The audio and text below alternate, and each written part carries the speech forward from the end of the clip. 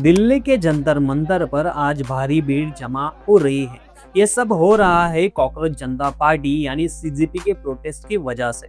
अभिजीत दीपके जो इस पार्टी के फाउंडर है, वो खुद अमेरिका से दिल्ली पहुंच चुके हैं और उन्होंने अपने सपोर्टर से साफ कहा है कि ये प्रोटेस्ट पूरी तरह से शांति से होना चाहिए।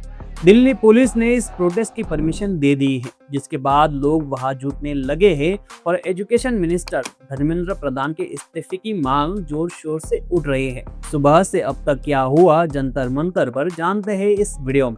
मैं विक्रम, आप देख रहे हैं नमस्कार बहू। सबसे पहले ये समझते हैं कि पूरा मामला है क्या और क्यों इतनी सिक्योरिटी बढ़ा दी गई है। बात यह है कि पिछले कुछ टाइम से देश के यूथ, खासकर स्टूडेंट्स, एग्जाम सिस्टम में हो रही गड़बड़ियों से बहुत परेशान हैं। नीट यूजी का पेपर लीक हो या फिर सीबीएसई के 12 के रिजल्ट में ऑन स्क्रीन मार्किंग वाला पंगा, स्टूडेंट्स का गुस्सा बढ़ता ही गया। इसी गुस्से को एक आवाज देने के लिए सीजेपी का जन्म हुआ। ये कोई बड़ी पुरानी पॉलिटिकल पार्टी नहीं, ये बस एक डिजिटल मूवमेंट की तरह शुरू हुई थी जो अब सड़कों पर आ चुकी है। अब सवाल ये आता है कि ये कॉकरोच जनता पार्टी अचानक इतनी वायरल कैसी हुई।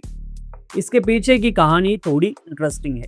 कुछ टाइम पहले सुप्रीम कोर्ट की एक सुनवाई के दौरान कॉकरोच वाला कमेंट आया था, जिसने सोशल मीडिया पर बड़ी बहस छेड़ दी। अब उसी के बाद 30 साल के अभिजीत दीपके ने मजाक में एक गूगल फॉर्म शेयर किया और सीजेपी का ऐलान कर दिया। सच बताओ तो किसी ने नहीं सोचा था कि ये मजाक इतनी जल्दी इतना बड़ा मूवमेंट बन जाएगा। सिर्फ 4 दिन के अंदर 1.5 लाख से ज्यादा लोग जुड़ गए और इंस्टाग्राम पर अब 20 लाख से ज्यादा फॉलोअर्स हो गए हैं। अभिजीत दीपके खुद एक स्टूडेंट है जो यूएसए में पब्लिक रिलेशंस की पढ़ाई कर रहे हैं। उनका कहना है कि जब वो एक दिन सोकर उठे तो उन्हें लगा कि वो एक बड़े कॉकरोच बन गए हैं और वहीं से उन्होंने इस पार्टी की शुरुआत की। दरअसल ये एक तरह का सिंबल था उन लोगों के लिए जो सिस्टम में खुद को बहुत छोटा या पावरलेस फील करते हैं।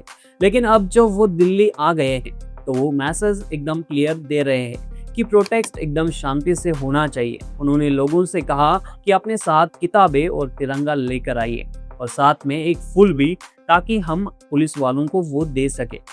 इस प्रोटेस्ट का असर सिर्फ जंतर मंतर तक नहीं है। दिल्ली के एयरपोर्ट से लेकर बॉर्डर तक हर एक शहर में सेंसिटिव इलाके में पुलिस की सिक्योरिटी बढ़ा दी गई है। जगह जगह बैरिकेडिंग हो रही है और चेकिंग पॉइंट्स बनाए गए हैं ताकि सब कुछ कंट्रोल में रहे। लेकिन हम और आप भी जानते हैं कि अगर किसी पार्टी की न्यूज़ सही से प्लानिंग के साथ नहीं हुई हो तो आगे चलकर बड़ी दिक्कत का सामना करना पड़ सकता है। ऐसा मैं क्यों कह रहा हूँ, इसके पीछे वजह है सीजेपी के पास कोई कंट्रैक्ट स्ट्रक्चर नहीं है और किस्मत से अभिजीत के पास सबसे बड़ा हथियार आ गया है, यूथ का सपोर्ट।